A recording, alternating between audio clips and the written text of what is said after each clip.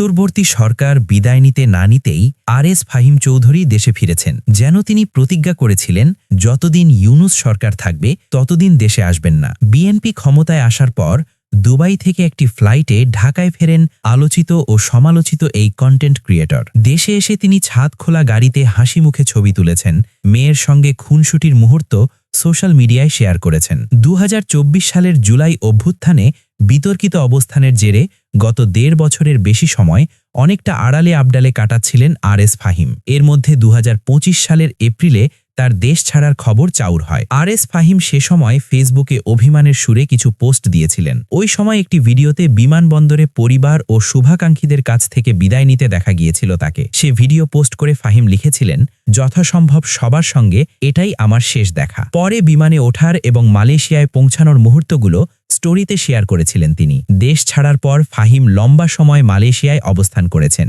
এরপর মালয়েশিয়া থেকে তিনি থাইল্যান্ডে যান। থাইল্যান্ডে কিছুদিন থাকার পর তিনি মধ্যপ্রাচ্যের দেশ কাতারে পৌঁছান। কাতার থেকে তার গন্তব্য হয় সৌদি আরব। সৌদি আরবের মক্কা, মদিনা ও জেদ্দা সহ বিভিন্ন শহরে ঘুরে বেড়ান ফাহিম চৌধুরী। লম্বা সময় কাটানোর পর সৌদি থেকে তিনি চলে যান বাহরাইনে। বাহরাইনে কিছুদিন থাকার পর সবশেষে তিনি সংযুক্ত আরব আমিরাতে যান। আরব আমিরাতের দুবাই থেকেই অবশেষে তিনি দেশে ফিরেছেন। তবে তার দেশে ফেরা নানা প্রশ্নের জন্ম দিয়েছে। ২০২৫ সালে বৈষম্য বিরোধী ছাত্র আন্দোলনের সময় একটি হত্যা মামলায় আরেক কন্টেন্ট ক্রিয়েটর তৌহিদ আফ্রিদিকে গ্রেফতার করেছিল সিআইডি। এরপর আরএস ফাহিমকে নিয়েও নানা গুঞ্জন ডালপালা মেলতে থাকে। আওয়ামী লীগের সাথে সম্পৃক্ত থেকে কিশোর গ্যাং নিয়ন্ত্রণ সহ জুলাইয়ে ছাত্রদের বিরুদ্ধে অবস্থান নেওয়ার অভিযোগ উঠেছিল তার বিরুদ্ধে। তাই তাকে গ্রেফতারের দাবিতে সরব হয় নেটিজেনরা। মূলত ঢাকা ১৩ আসনের সাবেক এমপি জাহাঙ্গীর কবির নানক সহ আওয়ামী লীগ নেতাদের সাথে আরএস ফাহিমের একটা সম্পর্ক ছিল। তাদের সাথে ফাহিমের বেশ কিছু ছবিও ভাইরাল হয়েছিল সোশ্যাল মিডিয়ায়। এরপর জুলাই রেভলিউশনারি অ্যালায়েন্স নামক ফেসবুক পেজে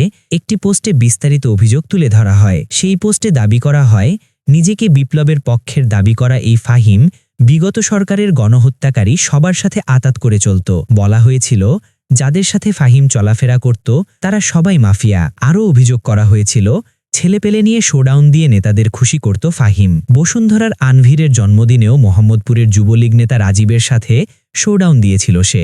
এর আগে ২০২৪ সালের আগস্টে ফাহিমের একটি অডিও কল রেকর্ড ভাইরাল হয়, যেখানে শোনা যায় ফোনের অপর পাশে থাকা ব্যক্তির সঙ্গে ফোনালাপে ফাহিম তার বড় ভাই ঢাকা উত্তর সিটি কর্পোরেশনের ৩৩ নং ওয়ার্ডের সাবেক কাউন্সিলর তারেকুজ্জামান রাজীব শিক্ষার্থীদের কিভাবে বাড়ির ছাদ থেকে গুলি করছে তার বর্ণনা দিচ্ছেন। এ ঘটনাটি নিয়ে ফাহিমকে হাসাহাসিও করতে শোনা যায়। তবে এমন অভিযোগ সম্পূর্ণ মিথ্যা ও ভিত্তিহীন বলে দাবি করেছিলেন তিনি। ২০২৪ সালের ২১শে আগস্ট আরএস ফাহিম তার ভেরিফাইড ফেসবুক পেজে একটি ভিডিও পোস্ট করে বলেছিলেন, যে কল রেকর্ডটি ভাইরাল হয়েছে সেখানে শুধুমাত্র আমার কথাগুলোই শোনা যাচ্ছে, কিন্তু কলে তো দুজন মানুষের কথোপকথন হয়। কলের অপর পাশে ছিল তৌহিদ উদ্দিন আফ্রিদি। ফাহিমের ভাষায় আফ্রিদির কথাগুলো বাদ দিয়ে শুধুমাত্র তার কথাগুলোই ছড়িয়ে দেওয়া হয়েছিল। সাইকেল স্টান্ট এবং বাইক স্টান্ট দিয়ে পরিচিত হওয়া ফাহিম জনপ্রিয়তা পান ইউটিউবে এসে। ইউটিউবে তার পথ চলা শুরু হয় ২০১৫ সালের দিকে। তবে শুরুর দিকে